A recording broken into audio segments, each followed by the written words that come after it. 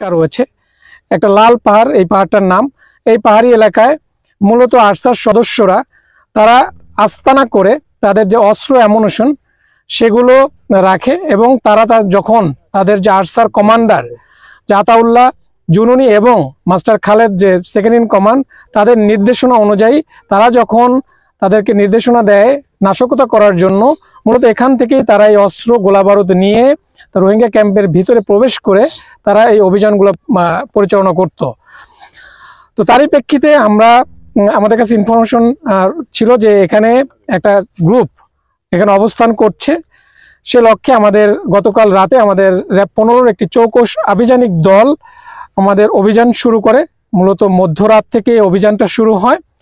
আমরা রোহিঙ্গা ক্যাম্প থেকে অভিযানটা শুরু করি এবং এই লাল পাহাড়টাকে একটা পর্যায়ে এসে ঘিরে ফেলি। এখানে প্রায় তাদের 6 থেকে 7 জনের মতো সদস্য ছিল তাদের এই আস্তানায়। আমরা সেখান থেকে 3 জনকে আইনের আওতায় গ্রেপ্তার করতে সক্ষম হই, এবং এই 3 জনকে বিপুল পরিমাণ আপনারা অলরেডি দেখেছেন, যেখানে প্রায় 22টির মতো আগ্নেয়াস্ত্র রয়েছে এবং 100-র অধিক অ্যামুনিশন রয়েছে। এছাড়াও এখানে তাদের কাছে আইডিও আমরা প্রায় 4টির মতো আইডি পেয়েছি। আমি বিস্তারিত আপনাদেরকে পরে বলছি। আইডি পেয়েছি। তো মূলত এই অস্ত্র এবং অ্যামুনিশন বা গোলা বারুদ দ্বারা তারা এই রোহিঙ্গা ক্যাম্পে বিভিন্ন ধরনের নাশকতা করত। এখানে যে আমরা গ্রেপ্তার যাদেরকে করেছি তার মধ্যে অন্যতম হচ্ছে বর্তমানে এই রোহিঙ্গা ক্যাম্পের যে গান গ্রুপ কমান্ডার ওসমান প্রকাশ মকবাড়ি, ওসমান তাকে বলে থাকে।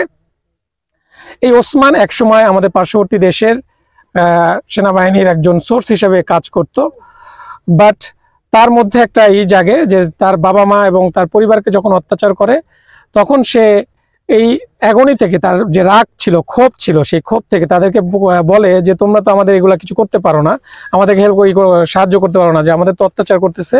সেই ক্ষোভ থেকে সে মূলত 2016-17 দিকে সেই সোর্সের কাজটা করত, এবং 2018 দিকে সে এখান থেকে ওই ক্যাম্প থেকে একটি AK-47 সহকারে সে পালিয়ে যায়, এবং এইটা পরবর্তীতে যে মাস্টার খালেদ, সে মাস্টার খালেদ তার কাছ থেকে এটা নিয়ে নেয়, এবং মাস্টার খালেদের মাধ্যমেই সে মূলত আরসায় যোগদান করে। এই মাস্টার খালেদ হচ্ছে ওসমানের বোনের হাজবেন্ডের ভাই, আমরা যদি বাংলায় বলতে চাই, বাংলা ভাষায় বলতে চাই, তালতো ভাই বা বেয়াই যেটা বলে থাকে সেটা।